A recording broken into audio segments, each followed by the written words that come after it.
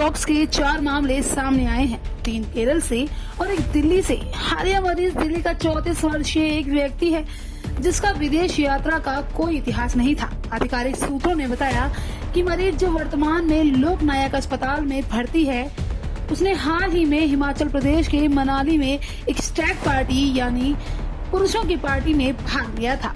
फिलहाल बीते कुछ समय से मंकी पॉक्स का नाम काफी ज्यादा चर्चाओं में चल रहा है, लेकिन बहुत से लोग आप में से ऐसे होंगे जिन्हें शायद ये पता भी नहीं कि मंकी पॉक्स आखिर है क्या। तो चलिए आज मंकी पॉक्स के बारे में विस्तार से पूरी जानकारी हम आपको देते हैं।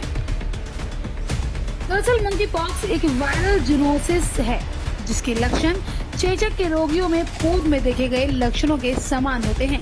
हालांकि चिकित्सीय रूप से कम गंभीर है।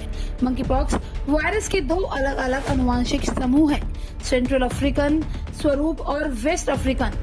कांगो बेसिन स्वरूप पूर्व में अधिक गंभीर बीमारी का कारण बना है और इसे अधिक संक्रामक माना जाता है। अब यहाँ सवाल कि आखिर इसके लक्षण क्या हैं और उसे ठीक होने में समय कितना लगता है, तो ये भी सुन लीजिए। मंकी पॉक्स के लक्षण आमतौर पर 2 से 4 सप्ताह तक रहते हैं। सामान्य आबादी में मृत्यु दर का अनुपात ऐतिहासिक रूप से 0 से 1% के बीच रहा है और छोटे बच्चों में यह अधिक रहा है। हाल के दिनों में मृत्यु दर का अनुपात 3 से 6% के आसपास रहा है। मंकी पॉक्स में आमतौर पर बुखार, सिर दर्द 3 सप्ताह तक चलते, गले में खराश, खांसी और फफोले होते हैं। लक्षणों में घाव भी शामिल है जो आमतौर पर बुखार की शुरुआत के 1 से 3 दिनों के भीतर शुरू होते हैं, लगभग 2 से 4 सप्ताह तक रहते हैं और अक्सर उपचार जारी रहने तक पीड़ादायक होते हैं। इनमें खुजली भी होती है। मंकी पॉक्स के वायरस का हथेली और तलवों में विशेष प्रभाव दिखता है। अब सबसे बड़ा सवाल कि ये फैलता कैसे है। मानव से मानव में वायरस का प्रसार मुख्य रूप से संक्रमित व्यक्ति के संपर्क में आने से होता है।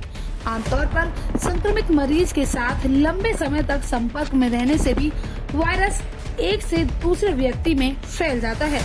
यह शरीर से निकले तरल पदार्थ या घाव के सीधे या प्रत्यक्ष रूप से संपर्क में आने से फैल जाता है, जैसे संक्रमित व्यक्ति के दूषित कपड़ों के माध्यम से, चूहे, गिलहरी और बंदर सहित छोटे संक्रमित जानवरों के काटने या खरोंच से या उनके मांस के जरिए यह पशु से मानव में फैल सकता है।